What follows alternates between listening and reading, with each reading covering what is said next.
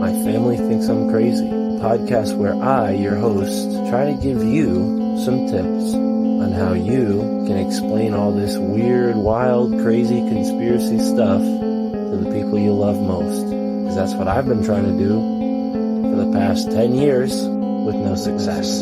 I've been telling everybody that our government is shady, but every time I do, my family thinks I'm crazy. The hollow earth, UFOs, aliens invading, fluoride in the water, they spray our skies daily. When I talk about these things, they think I'm crazy. There's no escaping anymore the evil that we're facing. Illuminati, mind control, they're sacrificing babies. The end of days, but anyways, my family thinks I'm crazy. What, they don't want to listen to you? No, they don't want to listen. They don't want to hear it. They're just like, oh, here we go, Mark. Off again with your... Mark being Mark again. Yeah. So, you know, that's the thing about podcasts is when you're on the air, and it's like therapy, you know? If I can't talk to my family about this stuff, I'll talk to you, Matt, and all our listeners. You always start your own podcast. Yeah. So who are we talking about today, Matt? They think that I'm crazy. They really think that I'm crazy. They really think that I'm crazy. My family thinks that I'm crazy. Ladies and gentlemen, welcome to the My Family Thinks I'm Crazy podcast. It is Friday when this is being released, and it's not a regular My Family Thinks I'm Crazy episode. Surprise! That's right, we will be listening to a roundtable conversation featuring yours truly alongside of the host of the Expanding Reality podcast, who also hosted this roundtable, Brandon Thomas, host of How to Kill a Sacred Cow podcast, Jay Henehan, Joe and Jen from the Legit Bat podcast, Andy from the Deep Share podcast, Andre Mytty from the Ascension of the Chessmen podcast, and finally, our new friend Bo, who doesn't have his own podcast yet. Anyways, thank you for tuning in, folks. I hope you enjoy this conversation, and I hope you've been enjoying your month. I hope you've been enjoying the episodes you've been listening to here on the My Family Thinks I'm Crazy podcast. I've been getting messages from people saying they're binging the episodes. That's right, we have enough episodes now where you can binge the My Family Thinks I'm Crazy podcast. I wouldn't recommend doing that for long periods of time. You might start to lose your mind. Either way, I appreciate you being here. And if you do lose your mind, send us a message. I'd love to hear about it. We have a Telegram. Get to us on Telegram. That's probably the quickest way to get in touch with us. Swell, I'll wait here, and when you find out, send me a telegram. Send me a Telegram. And if you want to get a little more personal, leave a voicemail on the Telegram. I'm going to play the voicemails from the Telegram, but right now we don't have any new ones. We have some old ones. We have some funny ones, but we don't have any new ones. And I want to play some new ones. We've got a lot of new episodes on the way. Coming up next week, we've got a conversation with Lon Strickler from phantomsandmonsters.org, seasoned paranormal investigator. And then we have a conversation with a new friend whose name is Aquarius Clutch, talking about all sorts of spiritual goodness. Thank you for being here, folks. Remember to support us on Patreon if you dig the show and you want more content. Patreon is the #1 place to go. We are also on Rockfin. You can support us on Rockfin. Or if a one-time donation is more your thing, we've got PayPal, Cash App, Venmo, all the rest. Go to myfamilythinksimcrazy.com for details. And the newest way to support the show is by buying merch. That's right, we've got a bunch of awesome t-shirts that you can purchase and wear on your body. Tell the whole world your family thinks you're crazy. All right, that does it for this intro. Enjoy this roundtable conversation hosted by the Expanding Reality podcast, brought to you by Alt Media United. The most well prepared for AI, yet we don't get the good shit. They're gonna get the good shit where it's like, Yeah, we get the beta version. Yeah, where they're gonna get like the cell where they got the full suits and they're just like floating, you know? I think we're the luckiest though, Andy, for real. Sorry. Yeah, for real. It just made me think because like I grew up with a dad in a wheelchair. I mean, I've never seen my dad walk. And like, you know, there was always this talk with stem cell research. And, you know, in the early days, that shit was so controversial, and growing up religious, like people were like, no, we can't have that. And like, you know, they didn't want any research done with it at all. And, you know, you get into cloning humans and all this other craziness, but you know, I think there is some good. Like I'd love to see my dad walk, but at what cost? You know what I mean? Like I think we got to keep it in check. Like, are we losing our humanity if we're like half robot, half human? You know? Well, and that's how this type of thing is always rolled out. You know, it's meant to rehabilitate the sick, rehabilitate the disabled. You know, and even in more insidious cases, what do they call it? Reintegrate criminals into society with this new social credit system, tracking system, your whole life being monitored. Because, hey, man, don't you want to go and see your homies again? Doesn't matter that, you know, your new world, your outside world will become the prison that you're in right now. It's worth it because you have the illusion of freedom. I was just listening to Michael Tessarion, who's, you know, pretty well known in this community, and if you haven't heard of him before, I definitely recommend seeking him out. He talks about how we as men and women, as free human sovereign beings, have exchanged our iron chains for chains of gold. That's all.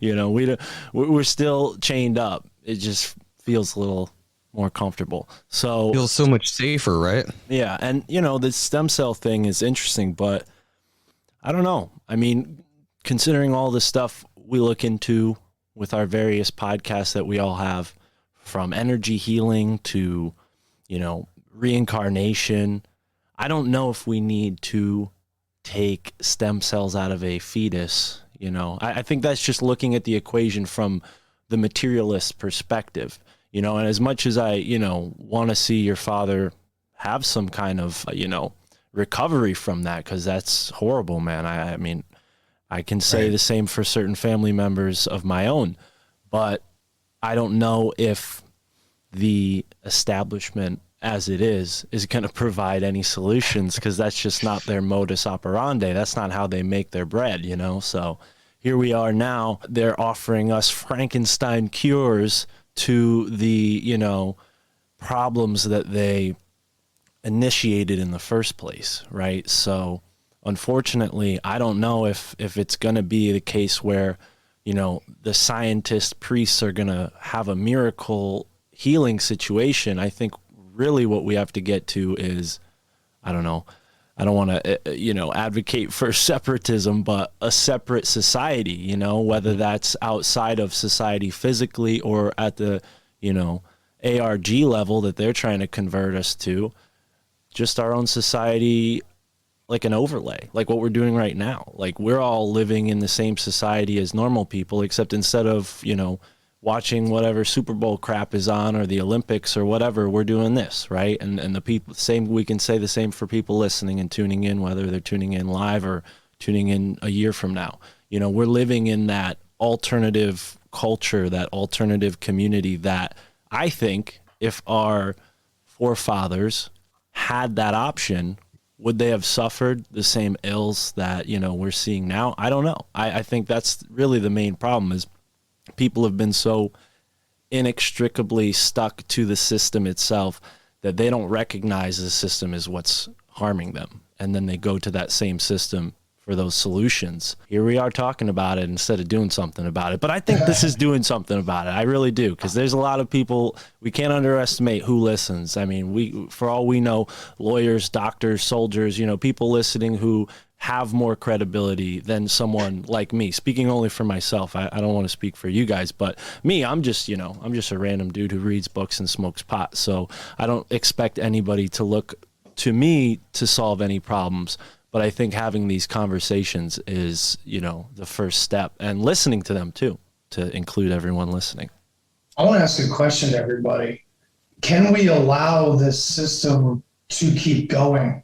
in that view, though, because I share that view. But at the same time, as much as I want to go get a big piece of land for my family and myself and just get away from it all, I also know that eventually someone's going to come knocking for the land I'm on. You know what I mean? Especially as this system gets more and more paranoid and they keep losing over and over again. They just, they keep pushing back harder and harder. Eventually, this overlay that we've embraced and we've loved so much and has created this community, I think, or at least on this level, and it's been really successful for us, at the same time is their system, unfortunately. So is it a matter of time, or do we have to take over this system, or can we really leave it? Is there anywhere that isn't touched by it until we stop it? And I don't know the answer because I'm usually a pretty pacifist kind of guy, but the metal comes out sometimes. Well, wherever we come together is where we make the change, and that's how they get us. They cordon us and herd us into these groups, these identities, these subgroups, and then we have no power united, right? So I don't want to sound cliche or corny. I am patriotic.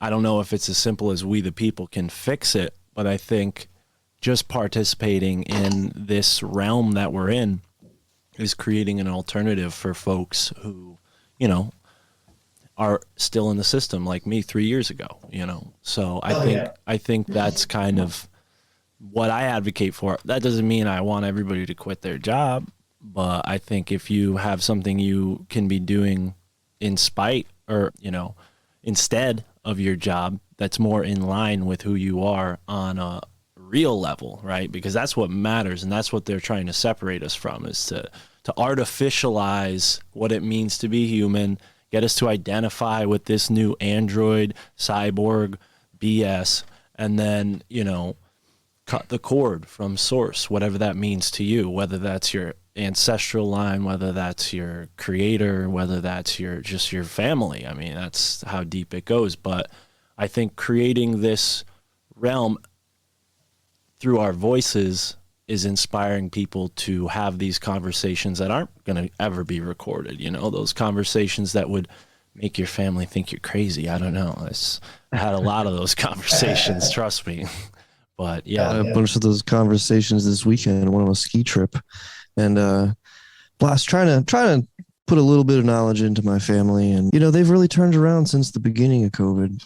And that's really all I've got to say, because they gave us a lot of shit at the mountain. We had to show our COVID vaccine cards to go in to buy food and water. So they were all pissed about that because some of them were even vaccinated and they didn't have their vax cards on them. Like, this is ridiculous. And it's like, well, finally, I don't think a year ago they would be like, yeah, of course. But I don't know. Everyone's minds recently are opening up a little bit, in my experience. Yeah, similarly, I was with my sister this afternoon, and sure enough, she was kind of saying, at least the mask mandate here in Massachusetts is finally being lifted for the kids at school, because she works with children. And so she's kind of been affected by it, but she's been influenced by such a liberal teachers, group of people. So until now, it hasn't been like this, but now she's kind of like, this is ridiculous. So my wife and I were like, oh yeah, have you seen the videos of all the kids walking out of schools and protesting and serving their own teachers papers? And she's like, no, yeah. Shout out to everyone in your state and my state. I've been really proud to see that. I saw some kids on a podium, speaking out. And it's just amazing to see that because, we always get so worried about the kids. Oh, they're going to brainwash the kids. But there's a lot of great parents out there. Some of you are parents here. And I know that, those kids that spoke up, they're going to grow up to be, I don't even want to get into it because I'm going to start crying again, but they're going to grow up to be the next heroes, and I'm really proud that I live in a state where there's so much vocal protest against the kids being masked. You see the signs everywhere. Doesn't matter if the town's blue or red, the signs are there. And then just today, my girlfriend and I were on a drive and we saw a bunch of people on the side of the road waving flags, supporting the police and all that stuff. So a lot of people are fired up, and I think that, that gets me motivated, to talk more on these podcasts. But again, like I said before, what are we going to do about it, right? What are we actually going to do about it? Because there's a lot of talk and not a lot of walk on my part. I don't want to speak for anyone else, but Same I here. think we're all trying to figure out what we're supposed to do. That's why we keep talking about it. Nobody has any answers. Like Andy said, that's what I say all the time. Like, you can go off into the wilderness, get a patch of land, have it paid for, but if you don't pay your property taxes, they're going to come knocking for that. And so I keep saying dig a hole in the ground, because that would be a lot more inconspicuous if you just had a nice underground bunker and, just a little hatch at the top, and have you guys to sun your butthole every morning. I've been envisioning a jackhammer situation in my basement. The second I moved into this house, I was like, I could create a dungeon for myself, but no one could get it. Yeah. Well, you think it's cool though that we're doing all of this now, and I hate to sound weird and all positive, but I think that the whole COVID thing was the most positive fucking thing that has happened to our community, for real. So I don't hate it. I don't think it's negative at all. Look at how much this community blew up because it woke us up. And I hate to say that, it's so overused, but whatever. I don't care. That's the word I'm using. So yeah, it's what happened. A lot of people who even got vaccinated are now like, wait, hold on a sec. And they're realizing that things are a little bit fucky. And it's pulling together people who maybe wouldn't have been pulled together. I didn't know any of you fuckers before this all happened. So, and I probably never would have met you. We never would have been as motivated to even start a podcast. And we've reached out to so many people. So Mark, like what you said, like you're sitting here talking about it, but what you're talking about, people are listening and they're doing things in their community. So it doesn't matter if like you're doing something, walking around, physically moving. What you're saying is motivating people to do those things. And what we all say is motivating people to act in their communities. So when COVID happened, it seems weird. When something happens, we all don't even realize it's happening until we're in it. And then we're like, oh shit, this happened. And when did that start? Like, we're here now. So you don't realize it until it's already history. There's no timeline where they're like, this day this started, and then next week this will happen. It doesn't really go like that. The news tries to make us think like that, but whatever. We don't listen to that anyway. But so what we're doing in this community, all coming together, all talking, is helping other people in their situation and bringing other people together. So I think that's super important. I think the COVID thing was a blessing in disguise because not a lot of people died. I want to point that out. And a lot of people fucking got right with their selves. So I think it was good. Yeah, Right. I Speaking- totally agree with that. And speaking to that point, what's the first thing a communist regime does when it takes over is it kills the intelligentsia. It kills all the professors and anybody that's not down with the narrative and all that stuff. So, I mean, this is exactly what they're scared of. They're scared of people like us who can make cogent arguments that are entertaining enough and can pull numbers and things like that, and that can actually change people's minds. That's actually what they're afraid of. And they try to account for misinformation podcasts and all that stuff. And I mean, they're still going to do it. They're still going to call us terrorists, in about, a couple of days from now. And, we just got to keep on beating the drum. We're doing what, most people, what's really cool about podcasting is like, it takes a lot of learning to actually go out and do and to make it happen and to fucking even just getting your shit online. It's not as simple as people think it is. And so there's so many people out there that go, oh, I would love to make a podcast, all that stuff, but we did it. You know what I mean? And we're actually like pulling people into one big pool, especially like with everybody that's here. I'm pretty sure everybody here is on Alt Media United. We're creating a community. We're pulling everybody into that pool, and they're listening to 1,000 different points of view, and they're making their own minds on it. And we're making it happen. To add to what Jay's saying, man, I was just telling Brandon the other night that it's like the listenership is decreasing because the creators are increasing. Yeah. Because there's more of the audience is becoming the creators. And honestly, that's really what the whole point is. We're kind of breaking down that line between, I look up to you and, you listen to me. It isn't that anymore. We're finding our soul tribe, right, Brandon? We're literally finding everybody out there, and there's just so damn many of us. Yeah. And it just keeps growing. It's an arm in arm thing where we walk side by side. It's this rising tide raises all ships. We're all on board with this model, which is wonderful. There's zero competition here.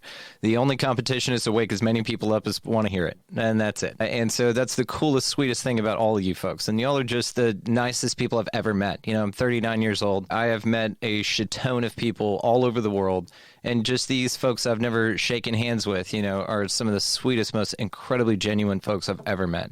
And I'm truly grateful from the bottom of my heart. Everybody give yourself a hand. Yeah, thank you, everybody. Well done, collective. Nice job, Soul Tribe. So I want to answer Mark's question from earlier about why I'm not watching the Olympics. Well, because Jen failed her tryout the other night. I saw it on your live stream, your tryout for the Olympics. So because you're not in it, I'm just not going to watch it. No thanks. Is the Olympics on? Is that a thing? Yeah, I didn't even know it was happening this year.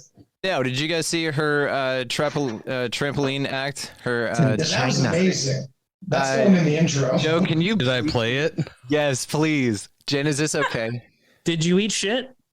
Yeah, it's so funny. What's really funny about it is that when I fall off the chair, though, Joe looks down. I do want to preface, Joe looks down and then looks unconcerned, like he's being a dick. But it's because I'm laughing so hard on the ground and I can't even physically get up. I'm just dying laughing. So he's not being a dick. He's like, oh, she's good. It's fine. And I was just like, okay, actually, the green screen's wrapped around me and I actually can't get up. Can you help me? Thank you.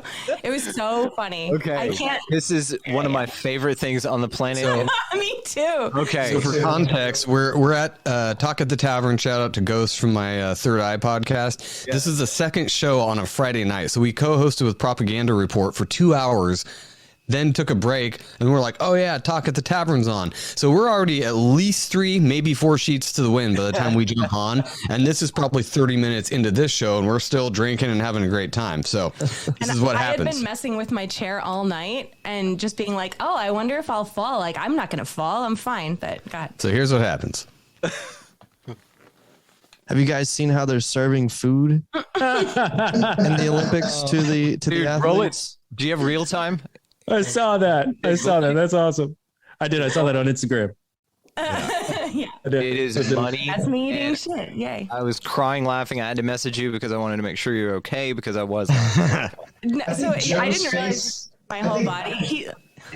Go ahead. Sorry. No, go. I think Joe's face kind of looks at the camera like that's gonna kill. Yeah. I didn't even think about that. I saw it happen in slow motion, but I saw the green screen catch her and she's busting up laughing the whole time, but you can't hear it from the mic. So I saw what happened and I just looked back and I'm like, well, that just fucking happened. And everyone else is like, whoa. I'm like, she's fine. She's fine. I rolled over because that's I had to roll over because the chair was compressing me between the green screen and I was just in a ball, so I had to roll myself off the chair and it just looks like I'm dying, physically dying, dead, not laughing. It looks like I just died and hit my head and Joe looks down like, fuck you. Anyway, let's talk, guys. He just goes back it's totally fine. My favorite part of it, one of my favorite parts, first of all, your face when you first realized that there's a moment yeah. And I'm like, holy shit. Gold. And then whenever he whips back from looking at you, he's got this shit-eating grin on his face, and it's just the funniest thing in the world. So no, it was so funny. Right. I'm so glad that Ghost recorded it. I texted him the next day and I was like, did you please tell me you have video of that? I would love. We were at a children's birthday party. No offense to children's birthday parties, but they're not the most fun. And I was like, do you have video of me falling from last night? Because also another fun fact, one of my favorite things to watch is people falling just in general. As long as they don't get seriously injured, just people falling, just eating shit, not breaking bones is so fucking funny to me. So the fact that I got to do that and bring so much joy to people, I was like, yes, I have achieved my purpose in life. I think that's what I was meant to do. Okay, that's a good one. what is somebody's like guilty pleasure, like something you would never say to your family or anything, but we're a different kind of family here and they all think we're crazy, right, Mark? So you don't have to worry about it. But like here, okay, I'll give you one as well. I'll be very self-deprecating on this. Two years, Jen. My thing is that there's these videos of dash cam footage of like Russia or somewhere. It's really fucking cold and miserable and people are not paying attention where they're walking and they're just walking out into traffic and shit. So what happens is these people completely distracted, not paying attention to life around them, probably wanting to die. They're getting plowed into by cars, okay? But hear me out on this. The thing about it is nobody dies, okay? It's not that. It's not gore. But what I love about it is when people get struck by something or fly off of something and their shoes go flying in a physics that shouldn't exist. And it's like this catapult. It's like this whip. Do you guys know what I'm talking about? Oh, yeah. The shoes thing is weird. The shoes thing. And that's what gets me every time. So that's mine. Andy, you got one? In that sense, like watching pain inflicted, not really. But I will say that my wife, on the other hand, every time I've ever slipped and fallen, and keep in mind, I was like a total drunk for a couple of years of our relationship, she just can't even breathe. She laughs so hard. It's her favorite thing in the world when I fall. And now my son also laughs when I fall. And apparently how often it happens. It just happens a lot. It just happens. I don't even drink it. It still just happens. You're walking wrong. Yeah. I'm just too, focused on where I'm going, So it's not about being pain inflicted though, Andy. It's about the moment. I think what I'm thinking of is like the moment where someone goes, oh shit, like that moment that I'm holding on to is like watching someone do that. Oh, not being scared. For me, it's people being scared, 100%. Usually if I'm behind it, it's the best part about it. And I can't do that to my wife because she cannot even watch a horror movie so I'll get slapped if I try to scare her. But my son loves it. So I just get to scare the shit out of a 4-year-old all the time. I think I embarrassed my 2-year-old son the most he's ever been embarrassed the other day. So he has his own little potty, and normally it's like pushed all the way up against the wall. And it was like slid out a little bit for some reason. So I went to go sit him on. He went to go sit on the potty, but I like held his hand and moved him over so go sit on it. But then he got up for some reason and ran away. I was like, well, come back and use the potty. But he turned around and he sat down too fast before I could grab his hand. And he sat down where it normally is, and he just fell right down. He didn't hurt himself or anything. But like you said, it was hilarious. But then he just started crying. He was bawling. I felt so bad, but I couldn't stop laughing. Well, you're teaching him though. You have to teach him to be like, no, that shit's funny. Don't be embarrassed. No, and that's what I told him too. I did tell him that, but he's only 2, so. But he'll figure it out. You Helen Kellered him. Right? What is that joke? Her parents, if they get pissed off, they just rearrange the furniture. So I actually want to come back to what Andre was saying about the psychedelics and then how that may tie into some AI shit. So let's do some fun fucking how you doing kind of theory shit. Okay. So perhaps one of the things that's interesting about this is the thought of the machine elves and the account of the machine elves and something very, very mechanical. In a lot of DMT, endogenous ayahuasca experiences, things like that, there's these machine elves. Everybody talks about it. Okay. So there's an automaton kind of a thing there, but it's not like sentient. It looks more robotic. So it's also reported both ways. It looks more sentient, but also robotic. So anyway, one other thing that you can tie this to is like the UFO phenomena with abductions and things like that. One of those may tap into the part of the brain where the psychedelics affect as well. So now you've got two parallel things where also some of the entities, especially the Greys in most cases, and then also the Pascagoula event in 73, those 3 entities were super robotic and just fucking weird. So anyway, there's a mechanical tie-in to that as well. So in all states, whether you're abducted, hypnotized, psychedelics, some trance and meditation states as well, they reach this certain level where there's a frequency that's accessible. So what if there's an AI out there that is so fucking advanced that it plays in that field? Like all it is electronics, it's vibration, it's frequency.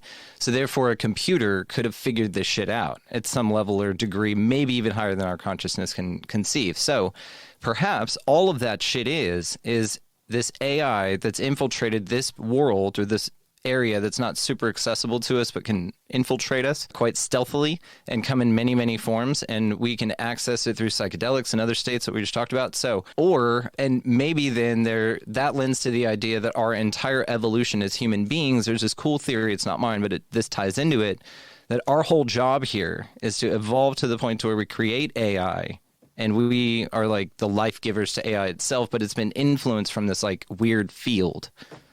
What sounds like Marshall chicken or an egg?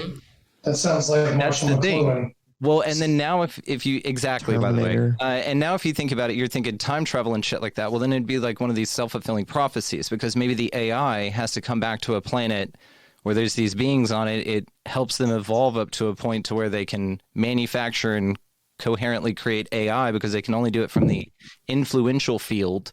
And then we have to create it here, right? Which is kind of what predictive programming is all about as well. And maybe that's the way that they do it. They just, influence and subvert and shit like that. I want to see this movie. Well, that's what I'm saying. Maybe this is like what's going on. Like, we just have fun with it, right? Yeah. I don't know, man. I'm scared to death of Terminator. Like, scared. Like, I'm telling you, man. Like, Terminator. I seen Terminator 2 when I was a little kid. Seen it before Terminator 1. Had to go back and watch Terminator 1. I'm scared to death of Skynet, bro. Well, but that's kind of the idea, right? That they wouldn't need us anymore because we created them to be self-sufficient, self-replicating, highly intelligent, and then we're just in the way at that point, right? So yes, there would be a transition there, but perhaps that's what this whole transhumanism thing is. It's to help us integrate consciously into that. Now, to this also, and this is another reason I brought this up based on the conversation we've been having, is that influencing it from this field could be the way that it infiltrates, right? So if that's the case, then the way that it infiltrates is through the same mechanisms in which we vibrate or receive like messages from spirit guides and shit like that, okay? So some people living in that state to where they're influenced by that so much or possessed, they could be leaning more towards that type of a lifestyle and being integrated into it in a way that's on such a subconscious level that they don't even recognize it. And that's why they operate in the way that they do. So it could be like this subversion from this like higher plane, but an AI technology. I don't know. Yeah, no, I mean, I hear you. I hear it, but it's still Terminator. I'm telling you, man, the first robot that comes to my door, it's getting shotgun. I think as much as I'm interested in any angle we can take, I think it's important, or at least important to me because I read something about it this afternoon. But I think it's important to realize that science fiction is based on a lot of premises that I don't know if we would agree with when we really examine sort of each one piece by piece. It's built on a lot of things that I think, again, going back to my earlier comments about, how we can heal people with really bad ailments through going towards the spiritual, the metaphysical route. I think that's the same thing, or the same argument I would make in this case, where, a lot of this science fiction stuff, it's based on, Darwinism, it's based on materialism, and a lot of these writers base a lot of their work off of earlier writers, and at least a few of them that are noteworthy were a part of these really sketchy groups, like,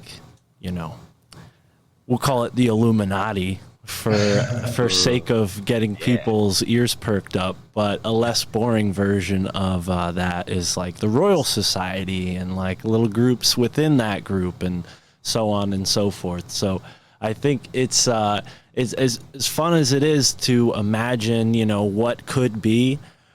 I like what Chris Knowles kind of talks about. I think he's got a lot of experience in this, and he talks about how a lot of this stuff is just, hoopla to get venture capital money and make a lot of people afraid, and also, stir up all this interest in these companies which really aren't making the innovations that they claim to be making. So I don't know how far away from a sci-fi world we are, but we're definitely in a new reality where people idolize materialism, and I think that was essentially the shift in consciousness that they set the table for in the 1900s leading up to the 21st century. Yeah, you think about the first like sci-fi movie, A Trip to the Moon, or it's in most circles considered one of the first sci-fi movies. That was like in the 1930s. Yeah. And you think about how that aligns with kind of the rebirthing of the spiritualist movement in America, in the Western world at large too, at that exact time. And it's almost like science fiction, as much as I love it, and I mean, shit, I have like a sci-fi shirt on right now, but it was kind of like the seduction of the people to a material world that was the people were losing interest for at the time. Again, and reeling them back in kind of with fancy toys. How do we do it externally? Never mind that you can do it on your own with nothing to help. Just how do we do it with all these external toys? You know, and it's the same thing I feel about simulation theory, because simulation theory is like a mockery of what's happening naturally, in my opinion. So it's kind of all just a contemporary framework of language and cultural influence, in my opinion, that we have those thoughts. The idea of the machine elves, man, Terrence said that and it stuck so hard. I feel like people's experiences themselves have been influenced in some ways too. I didn't see any machine elves specifically. I felt presences, like conscious presence, but more organic, to be honest, more of a mirror fun house, to be honest, like my darker trickster sides trying to show themselves to me or something. But that's just one point of view, you know. I dig the hell out of it. What about like the ghost in the machine theory, that like perhaps a spirit can inhabit some sort of artificial body, you know, because that's basically all we are, right? We're just an organic one. But what if a spirit figured out a way, or that's just the way it works for some of them, to inhabit just a fully mobile and basically indestructible body, to kind of get a whole different experience? It's the conscious being in there, but it's still AI. You know what I mean? Because it's all organic materials that make up computers. Bark, you talk about this, and it's a brilliant observation. I mean, I feel like you're just trying to make me feel empathy for robots. No, not at all. Happening, bro. Just no. He's not on board. Shotgun them. Different. Shotgun them. Yeah. And now, so like, I'm huge on sci-fi, and I think everybody, if they ever get a chance, should go back and read as much H.G. Wells as possible. He's got five of his works that I think are super important, and then that's in the first half of his career, and then everything on the second half of the career it's not just predictive programming on the second half of his career, which it was very much like, it was very obviously the Fabian Society working through him working with the Fabian Society and trying to mold the future. I mean, this guy wrote The Open Conspiracy. You know what I mean? It's just an essay telling everybody how we're going to do this and how we're going to take over, and we're going to tell everybody that we're doing it, all that stuff. But he totally jump-started an entirely new genre. And if nobody's read it, you need to read The Shape of Things to Come. And that became a movie in the late 30s or something like that, where it basically predicts World War II. You know what I mean? Like the whole fucking shebang. And you really need to keep your eye on sci-fi writers, because I think, in my opinion, they fall into one or two categories, like the predictive programming types, where they may be working with organizations and all that stuff, and just straight profits. Like Philip K. Dick, I know everybody here is probably like, this guy's always fucking talking about Philip K. Dick. Philip K. Dick is a fucking prophet. You know what I mean? Yeah. Like that guy, I have read, there's no way you can read all of his books like in one lifetime, but I've read a good portion of them. And you know what I mean? One of his books, like really fucking, it gives me chills sometimes thinking about it. It's one of his last books. If not his last book, it's called Radio Free Abelmuth. And it's basically like, and it's way more complicated than I'm about to say, but this is basically what it is the God and or aliens, whatever the fuck it is, beams down souls to this planet every couple of thousand years in order to help save the earth, except that it's a totally futile exercise, and everybody that engages in it, all the souls that get sent down to earth, are murdered by the empire, whatever that empire is at the time, whatever the, ascended master, all that stuff. And fucking, the exercise is not to succeed. The exercise is to try. And God says basically, like, if you just try, I will let you go into heaven. Everybody else is fucked up. Interesting. That's interesting. It's home too, because right.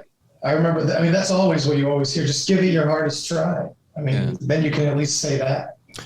Synchronicity. The last time I went to the used bookstore that I like the most, in the free book section, there's a free book section. I got a copy of Philip K. Dick's Radio Free Albumeth, so I'm going to have to read that. Thank you for the recommendation, Jay. It's a halfway decent made-for-TV movie as well. He was Philip was very disappointed by Radio Free Ablemuth, as well as the first screenplay for Do Androids Dream of Electric Sheep, which became Blade Runner. He was very disappointed in it, and it turned it into an action movie. Basically. Yeah, it was a totally it was like a totally cheesy like 50s type of sci-fi movie, and he actually like found the writer. And it was actually like synchronicity type. He met him by chance in a fucking airport. And he's like, hey, aren't you the guy doing my fucking screenplay? And he was like, yeah, you're fucking Philip K. Dick. And he was like, hey, that screenplay sucked. And then they sat down for a couple of days and hashed it out. And then before his death, he only got to see, the first like kind of test pilot, whatever the fuck it was. And he was like, oh, okay, I get it. Cool. Bring it back to Terminator and psychedelics. From my personal experience, I think, both will happen. Like there'll be a reality where everyone will stand up and they won't let AI get to a certain point. And then I think it'll get to full on Terminator level. It's, there's infinite, reality is infinite. There's no limit. There's the word infinity. You can't put a limit to infinity. There's infinities inside of infinities. And I think all of reality is happening right now. There's only the now. So there you go. Dude, you get both. You get all of it. This Terminator sentiment I'm loving, because I am definitely personally raising another level of John Connors in my house right now. It's all robots all the time. He loves it. He loves machines. But as long as he's destroying bad robots, that's the name of the game usually. So we're on the right track. I mean, this is our purpose. Oh, go ahead. I was just going to say, you see what they do for the sake of profits. I mean, we know that nobody gives a shit about us that's making any money on us or selling you anything. It's just the way that it works. And we all know this. So it's an echo chamber. But what I mean by this is that, of course, they would build fucking robots that would be self-aware for the sake of profits or usability or something like that. That would eventually, of course, take over. They're dumb fucks. And so, of course, they would do that. That just makes the most sense in the world. And that's how it'll happen. Well, it's weird because they're dumb, but they're super smart at the same time. So it's like the genius to build these things, but the fucking retardation for the purpose they're built for, or something. Masters of the material world. Yes. Oh shit. Okay, I was going to tell you guys this. So I had Andre on, it's not out yet, but anyway, so I heard the best thing about this 3D, 4D, and 5D thing, and I'll break it down real quick, because this makes so much sense when you start to ask questions like, why don't they see it? Like, why doesn't this person see what's going on here, right? Okay, so here's how you break it down. So in the 3D, or the third dimension, okay, that's where all the sheeple live, and that's where also all the systems that operate that control the sheeple and attempt to control everyone exist, okay? So from that level, we'll use the example of geoengineering, because this was the example I heard it used in. So you see chemtrails, and you don't think of them as chemtrails because they're not. They're just clouds. Your system tells you that they're not. They're just contrails, and that's all that they are. So you can't see them from that perspective in that world, which all exists here.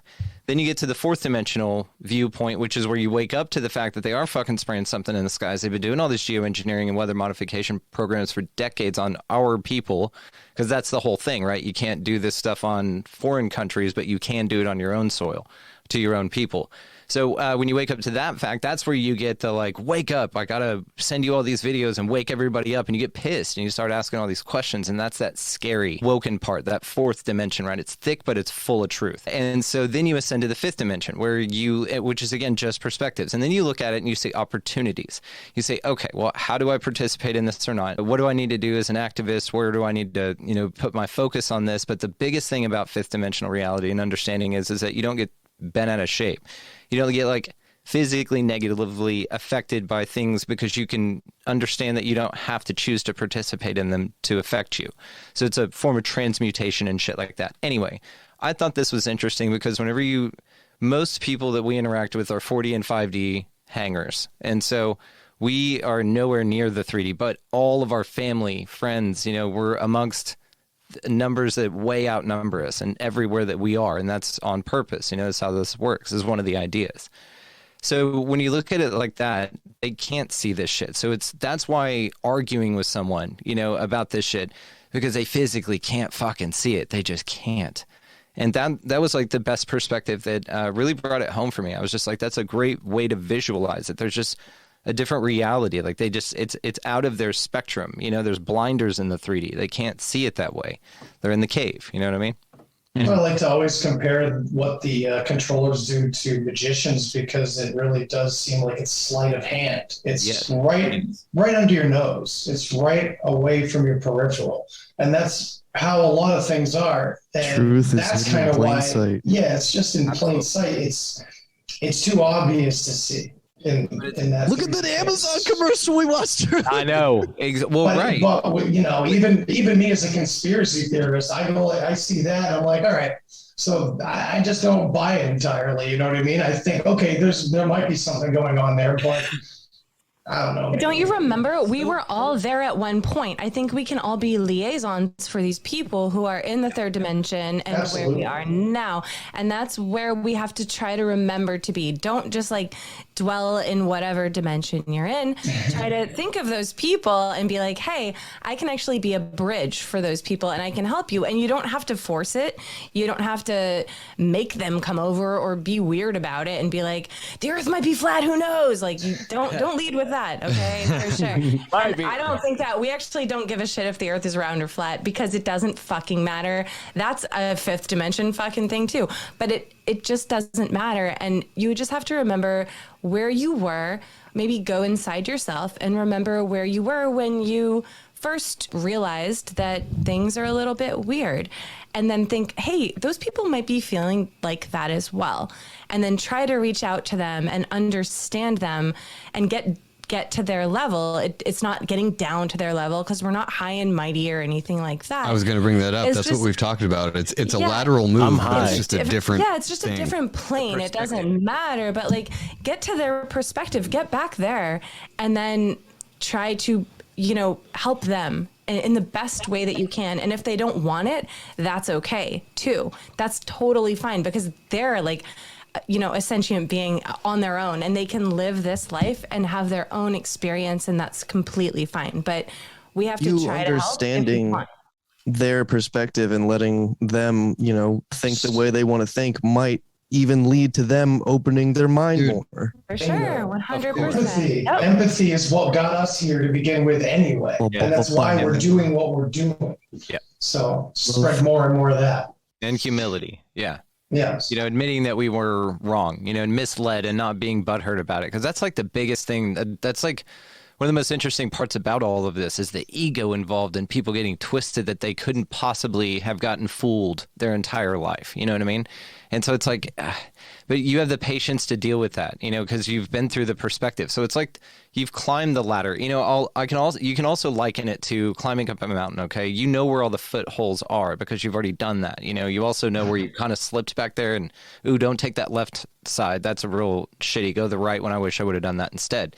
That kind of thing. And so you're helping people along the way because you have the perspective from a physically higher perspective, but not a hierarchical perspective. You were the first in line. You just went up there first. It's no big deal. It's like the first twin being born. You know what I mean? So it's that whole idea that it's just offering a different perspective, but you have the patience to walk them through it because you've already battled your own fear to make those steps up the mountain where you are now that you're helping people up through. So you have the patience and you can empathize with it because you've been there. You've been in those shoes. Your shoes were shaking down there a minute ago. So that's kind of the way that I see this. But we're all helping everybody. That's what it is. But I do like back to the thing you were talking about, Jen. I completely agree with you that this is a thing to wake everybody up. And you think about the whole consciousness idea, and then it splits itself and splits itself and splits itself. And eventually it gets to a point, perhaps we're at that point or at a corner of that point in the experience where now it's gathering itself back up for re-immersion. Like it's gone out, it's sent its feelers out. It's like, okay, I've experienced, I've lived all these lives, I've done all this shit. Sex is cool. And then it yinks back in. And so maybe one of those things is to trigger this type of awakening, it has to do this. And so it gets fucked up. And that's what we're all seeing. And that's what we're experiencing right now. And this is where I agree with you, that perhaps it's that side of you, that other side that's ready to kind of come back together like Venom. It's ready to reemerge, like the T-1000 fucking Terminator callback. How you doing?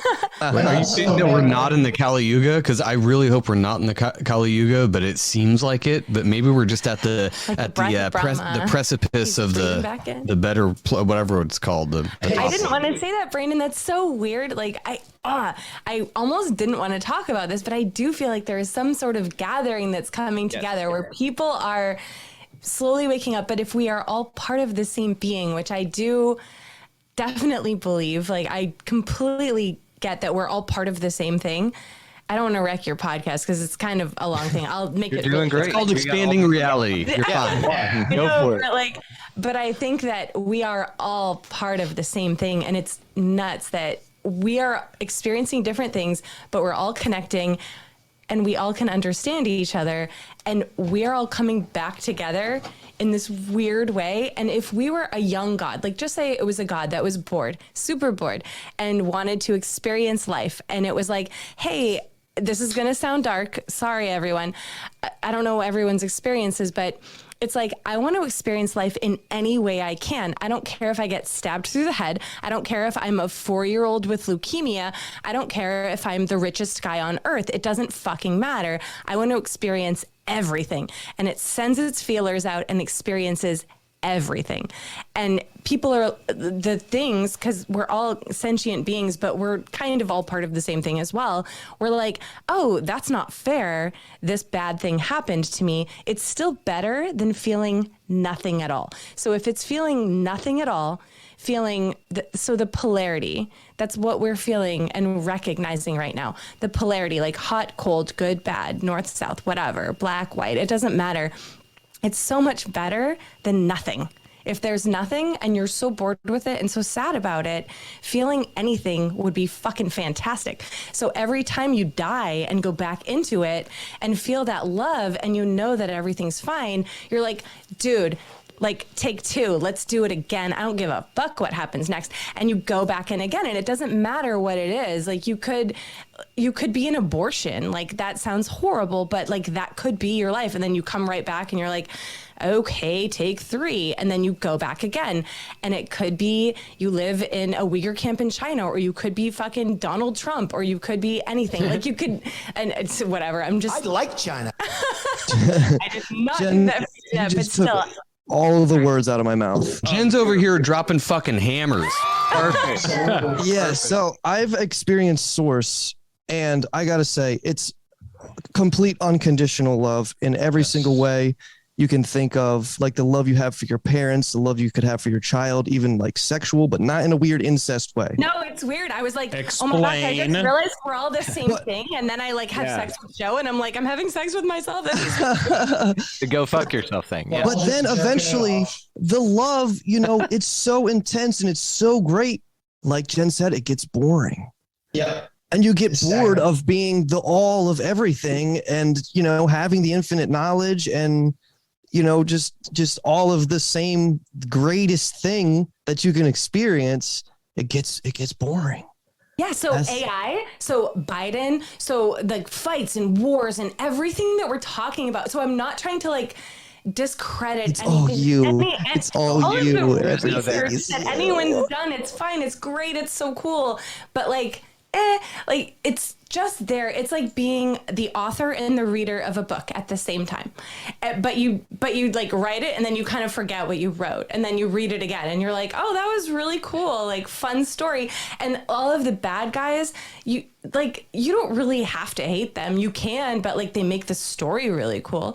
So you can that was my point. I meant to bring it back around to that. I think all of the horrible things that like people are doing to each other and stuff are pushing us to the point of awakening.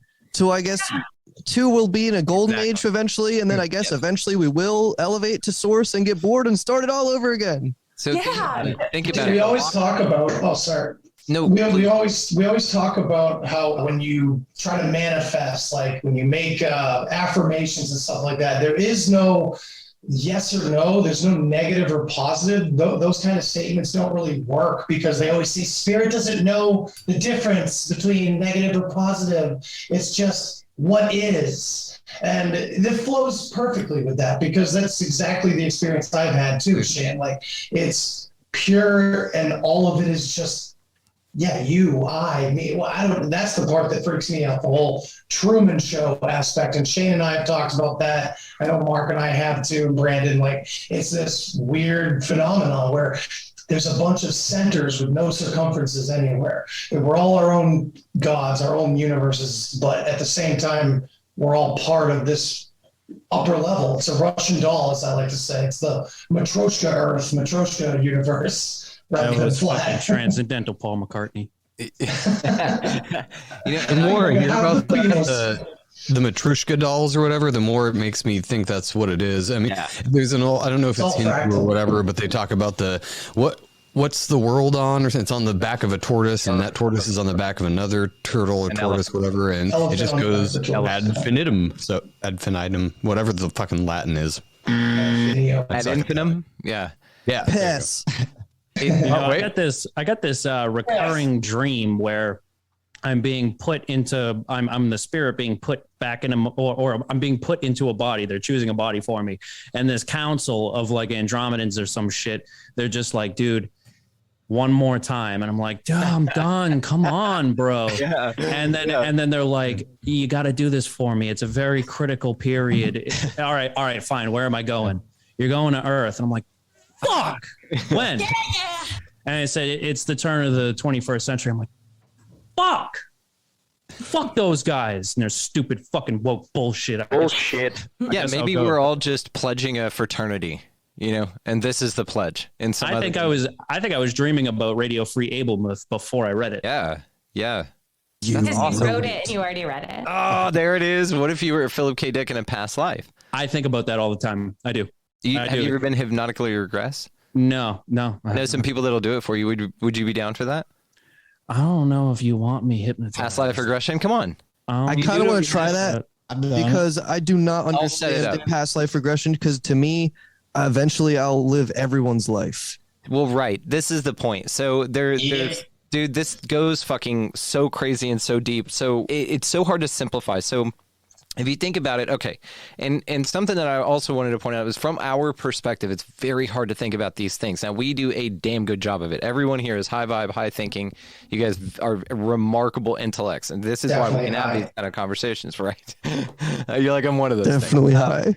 Well, and so whenever you talk about concepts like this, think of it like this. Like, what if you scripted this thing, but you're the Chinese guy 1,500 years ago that would plant the tree that would grow, and then 1,000 years later, an apple would grow on that tree that would feed the leader of the rebellion, and you were that leader of rebellion, but you also planted the tree.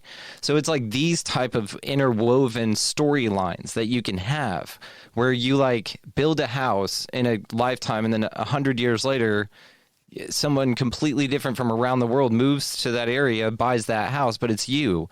And then you recognize things around, you know what I mean? There's like this crazy shit that happens. So it makes sense that it would be kind of recycled like that, because everything else is, and the first or second law of thermodynamics, like energy is not destroyed or created, it's just recycled basically. So why is that not true for our whatever controls our fucking meat bodies? It makes sense that it would be recycled over and over and over again in a different version. Exactly. A kink in here. Yeah. My kink would be that I personally am kind of slowly thinking that this conscious, physical, dense experience is actually the only place where we actually all get to interact with one another, though. Like a and we actually get to come together. Yes, that's why they're creating the metaverse, because the metaverse is going to be the artificial version of what's happening naturally, which is mimicry. So it's interesting to think about our reflections afterwards, because again, it always just comes back to only us. Yeah. So it's very weird, and I think I don't know what that means on a greater scale or anything. And I have had the presence of what I'm comfortable calling God, but I have recently been calling it more of a culmination of all of us, perhaps. Because if it's all fractal, then even our personalities and everything are just loops. So it's interesting to know that these configurations in this place, in this dense language using mammal having place, is where we can actually reflect on what's happening, but we don't get to get there and kind of experience that non-experience together. Because I don't think it is an experience. If it is, it's alone. But maybe I'm just dark.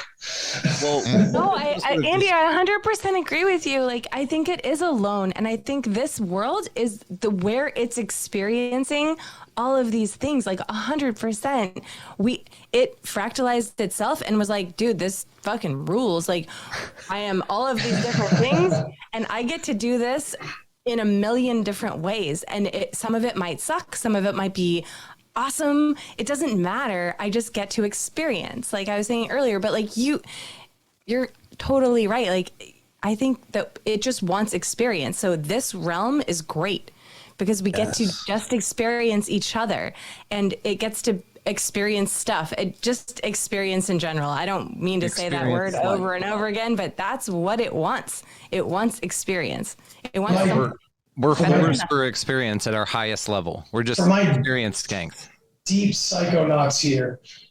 Tell me if this sounds crazy. I had this overwhelming feeling, though, that there once was a grander goal, and it was forgotten and over and over and over again. And almost maybe like it's forgotten, of course, every time we come here.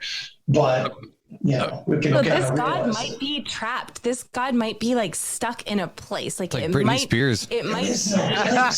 There is no place, though. Yeah, but so where we are, it might be stuck in a place. It might be in a deprivation tank somewhere. Who knows? And it's just like, fuck this. This is so boring.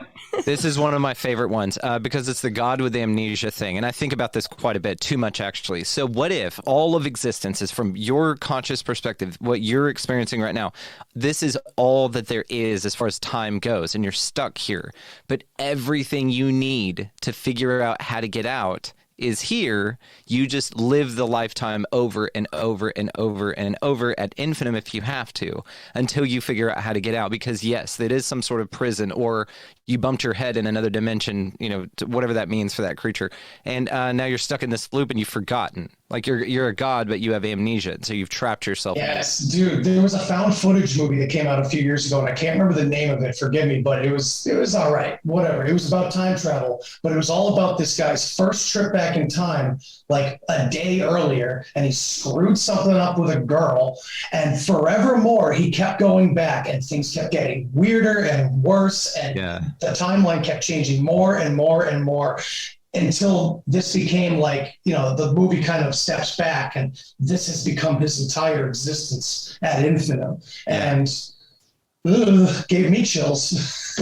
Yeah. I mean, there's something crazy about the Groundhog Day theory. He was in there for like 36,000 years or something. What was the number for Groundhog Day? Do y'all remember that? No. That's a very Googleable thing. Bo, do you want to? Probably 33,000. How many days was Bill Murray in Groundhog Day? Like, how many years was it? There's something, somebody broke it down, because even just playing the piano, if you go by the 10,000 hours to perfect something, it's 10,000 years, it says. 10,000 years? Holy shit. That's crazy, right?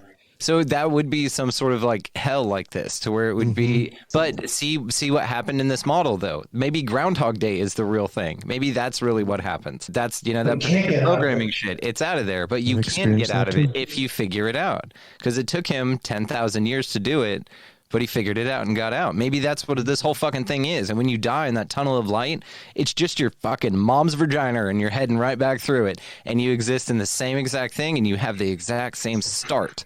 Yeah, I've heard a couple any decision you want along the way and change everything. I don't think it doesn't want us to get out, though. It wants to continue experiencing. So if we keep figuring it out, like we were saying earlier, it's going to be like, boring. Let's make AI and weird robots that attack people. Let's make vaccine mandates. Let's create more polarization, because we need to keep people focused on the fucking screens. Oh my God. It's like this desire to like recreate some sort of original masterpiece, and it's just degrading over and over again throughout lifetimes or something. But oh my God. Okay, think about this, Jen, exactly to what you just fucking said. Think about this. What if God, the higher self, is the good side, the light, whatever you want to call it, and the dark side is God's ego? And that's the thing that doesn't want to die. But that's what all of us light workers are doing, is attempting to kill off the dark, which is the ego, and the ego is the strongest fucking thing to kill off. Damn, I think we just undid it. I think microcosm to the macrocosm, man. We're all going through our own like deep psychological analysis, but not on an individual level. We're going through it across the world. We're digging up history and everything, you know? We've talked about that a lot lately too, the duality perspective, where when you talk about the ego and it's the hardest thing to kill, but it's one of those things that needs to be there too. You need both of them. So you need both sides of it. Like, you can't exist without both of them. I say it all the fucking time. Like, there's no darkness without light. There's no light without darkness. Otherwise, you wouldn't be able to fucking see anything. So they're both trying to conquer each other all the time and not realizing that they both have to exist. But, you know, they can't exist alone. So it's this weird conundrum where you're like, well, I hate both of you, but you both have to exist for me to exist. So I guess we'll just keep doing this for infinity, or whatever Andy said, ad infinitum. Yeah, that's what our minds are doing too. And that's why meditation exists, to like be able to be that line between the yin and the yang as long as you can, and to try to bring that mentality more and more into your daily life, because it's always just going around and around and around, no matter what, until you just kind of find that little blank spot, you know? It's in between the angel and the devil on your shoulder, you know, somewhere in between there is where it's like, ooh, this is nice, this little sliver of like peace. Isn't it weird though that we can't really understand as humans? We can't understand nothing. We can't understand that. We can't understand the beginning or the end. I can't imagine not existing. And then we're creating this, even now, like saying, I do know that we are a part of something bigger, but like what you were saying, Brandon, I didn't even think about the fact that it could be dying as well. And then we would definitely cease to exist if we're all a part of it. Yeah, it's like if mortality exists on our level of reality, it must exist on all. Like, as above, so below is not just talking about the material world. It's talking about everything. Everything that we know as concepts that are important in our lives are true on all scales of reality. Well, the more you look at this reality, the more you say it's actually perfect for the experience you have, for the perception that you have, for the ability to sense your reality that you possess. It's perfect. You need the ego structures here as they are to be able to grow and grow through them. It is so vitally important. So without things like trauma and a religious trauma, being brought up in a religion and then figuring out it's not cool, going through that fourth dimensional phase of Paul revering and waking everybody up, waking up yourself to a lot of truths. And this is why I think that people gravitate toward the spirituality thing, because usually you probably weren't raised there. Like anybody show of hands was raised in a spiritual family rather than a religious upbringing? Oh, no. Yeah. Okay, so this is the point. It's something you discover. And so this is why it means so goddamn much to you, because you figured it out. Nobody told you this. Contrary, they told you a bunch of shit that was wrong and that didn't resonate with you. And that's how you navigate this place. This is the way I thought before I was indoctrinated, when I was like a 4 and 5 year old. Yes, exactly. And so this is the thing. It brings you back home, you know, but it's through a process of discovery. You have to have the bullshit. You have to have the ego structures. You have to go through it, because this is the juxtaposition of this realm of duality, like Jen's been talking about. 100% agree. So that's just the way that this works. But again, back to the as above, so below, completely, Andy. That thing of like, yes, if it's got to battle itself, but also then you look at it, it has to be here. So the part you're trying to kill off is not a part you're trying to kill off. That's a 4D perception. So get in the 50 and know that it's integrating your shadow. This is what shadow work is. And back to the lockdowns and being a part of this big grand spiritual conspirituality, right? This is the thing about shadow work. This is what the go home and lockdowns and shit were all for. It was to get people off fucking drugs and shit, to really be with yourself and sit with yourself without these distractions and EMF frequencies and all this fucking nonsense that's constructed around you to keep you that way. Now, again, back to what the Matrix, there was a poll that you guys did, and I'll shut up for a second. The thing that Smith says whenever he's with Morpheus is that they tried to make a perfect one, but the people wouldn't accept the program. this is the point of it all. It has to be fucked up. If it's not, like, we won't accept it. We can't exist here. There's nothing to learn here. And that's the whole point of all of it. Maybe. Yeah, it'd be boring as shit. We always want a puzzle. We want a fucking puzzle because it's so fucking bored. I'm sorry, I don't mean to keep harping on that, but a puzzle is amazing. It's like, oh, something to solve. We want a puzzle, but we want a little brother to pick up pieces and kick the thing over as we're constructing it. Yeah, you know that's fine too. A little help doesn't hurt. Well, right, yeah, and it's one of those things, and so you integrate it. That's the point. This is the exact point. That's probably the best fucking metaphor for this. You're building a puzzle. Great job, Jen. And your dark self or your shadow self or the shittier part, the parts that we all, as having gone through it and learned how to avoid that, just not attract it, the shittier parts, that has to be there, and it's kicking over all your shit, and it's like pouring juice on your shit. It's your little brother. It's this little like annoying thing, but you have to watch it. You have to babysit. It's part of you.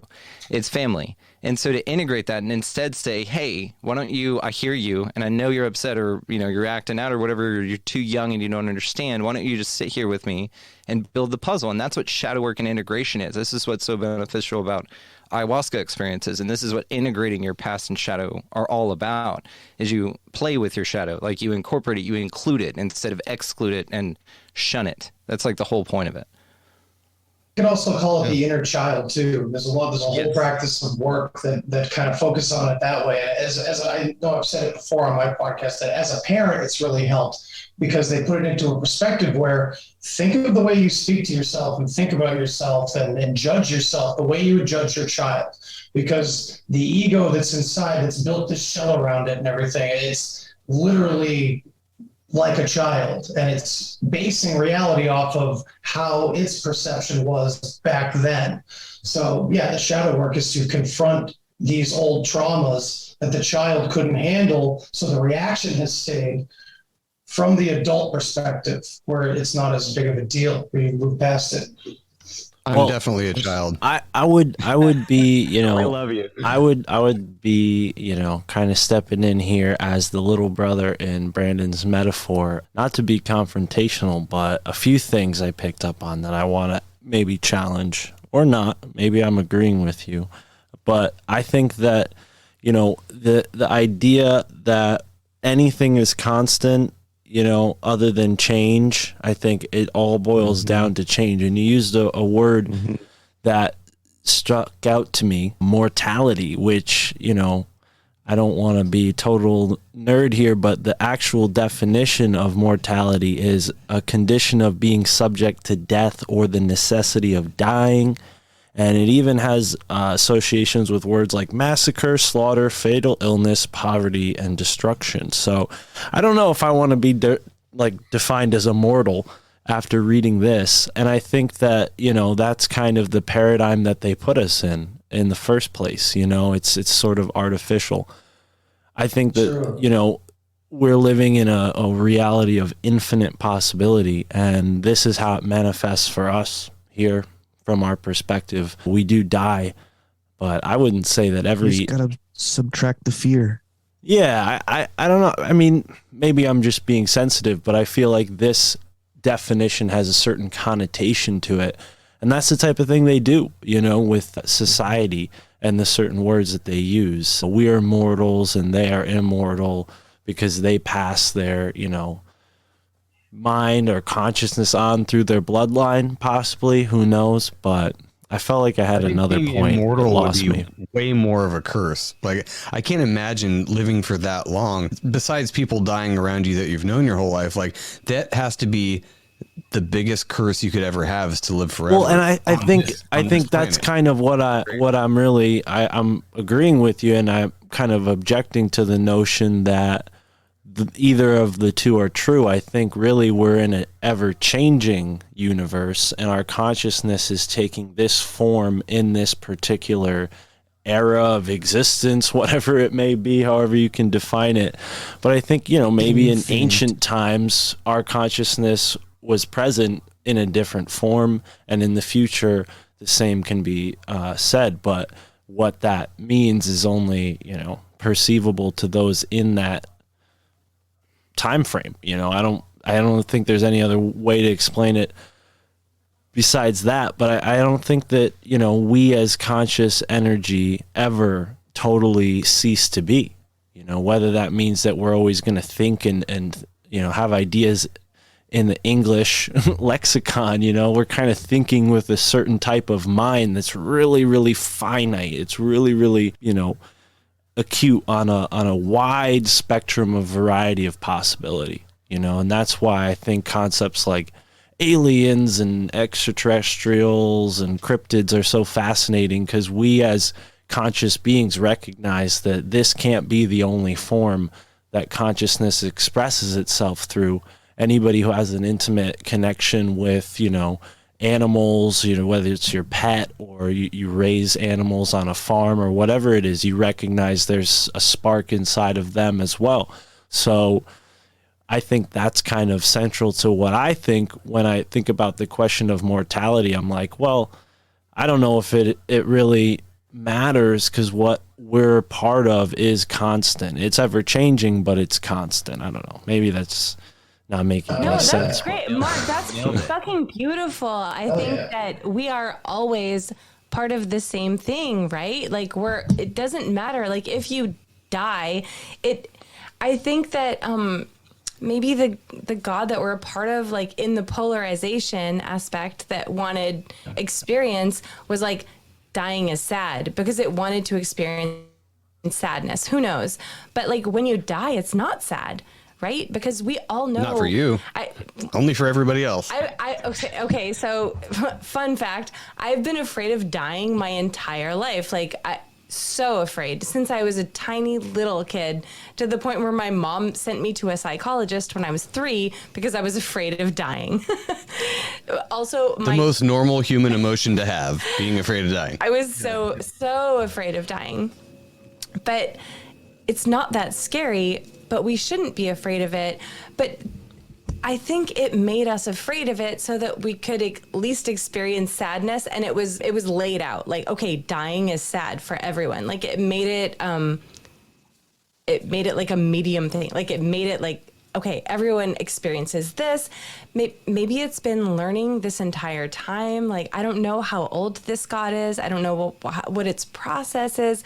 But maybe it's just like... I'm starting to remember my other point that I wanted to make. And I agree with what you're saying, Jen. I think it is on a maybe even a universal, possibly a global or, world scale. We are all one collective consciousness, and that is a God operating in a type of way that we can't reconcile, because we're just, operating within one body seemingly.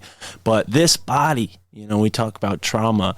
I think that is the crux of what's happened to us as human beings and why psychedelics are so sought after. I don't know if that's the right term, but we've been traumatized by whoever the elite class is for good intentions or bad intentions. When it was kings ruling over kingdoms, maybe they had good intentions, but somewhere along the way that got spoiled, and operations like the banking cabals and all these groups have slowly made their way into our lives in a way that has traumatized us and disconnected us from source generation after generation after generation, to the point where now the only people who can really wake up out of that are people who are bold or brave or on the fringe and go out of their way to try something that society generally says you'll become disenfranchised if you try, always warns you not to do. Most of us in the U.S. went through the DARE program, at least in my age group, right? Where you're like, yeah, I'll never do drugs, Officer Smiley. And then, a couple grades later, you're like hanging out with the bad kids who are BMXing around, and they're like, yeah, we're smoking pot. Like, dude, I'm the best drunk driver around. Exactly. I'm highly skilled at drunk driving. We all Weed kills your brain cells. We all see the ubiquitousness of that now. I think they've kind of hit the throttle on it so far because they knew they couldn't keep it in the bag any longer, with the information accelerating to the degree or the frequency where it's telegram wires everywhere, books everywhere. People are reading, they're getting informed.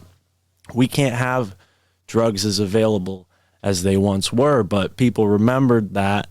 And despite the weaponization of drugs, people are using certain drugs, psychedelics in particular, to wake up from that trauma that I think has disconnected us from what we naturally were, and that is something that can never be controlled, right? And that's kind of what we're all trying to figure out here, especially with the lead of the conversation, right? How do we avoid this transhumanist control grid that they're building around us while we remember our roots? Because that's how they even set up this artificial reality in the first place. They disconnected us from all of the natural means of production and recreated those things artificially. They took things that we naturally would have gotten from our community and outsourced them, mass produced them to the level where now most of our communities don't have the ability to be self-sufficient. Maybe I'm only speaking for myself, but I know most of us are living in a place where if there was a power outage or if there was a, mass transit blockage of some sort, we would be screwed, So I think that's kind of the big ploy that's been pushed on us over the past 100 years is how do we disconnect people from the earth, right? And recreate, artificialize these means of natural production, the way nature operates. They've gone and literally just mimicked it, but done it in a way where it, instead of giving back, it takes and pollutes in return. So I don't know. I don't want to go on a soapbox rant here, but go ahead, Andre. I wanted to expand on what you said too, because Andy, it was like the trauma that you're talking about is, and we've been off in spirit land for a lot of the conversation, but to bring it back down to earth, when we talk about these traumatizers, usually they're the ones that were also traumatized, right?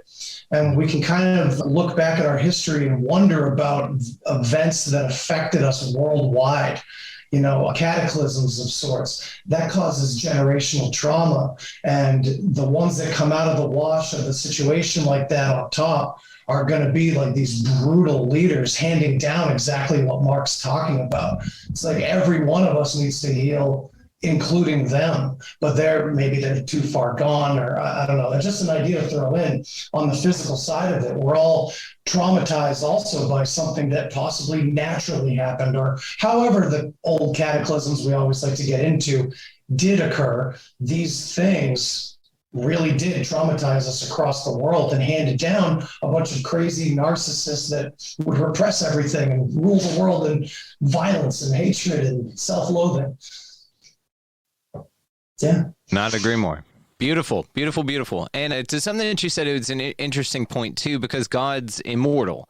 So perhaps God, in lieu of its wanting experience of self, also programmed in death as a way to experience something that it can't. There's another fascination of one thing I think about whenever I think about the abduction phenomena, bringing it to UFOs real quick, is the obsession with genitals that they have and reproduction cycles and all that kind of stuff, and the talk of hybridization programs and things like that. And one of the comments could be is that because they can't themselves reproduce, and there's a lot of energy, that's a portal, to this universe for spirits, and so there's this obsession with that, just like a god would have obsession with death. And so it programs it in because that's the only way it can experience it, just like anything else here. So of course it would be part of the process. It's interesting, but it experiences it in fucking myriad of different ways 1 billion times over all of these lifetimes. They're really obsessed with cows' butts too, and coring them out like an apple and exsanguinating them. And that's another weird kink.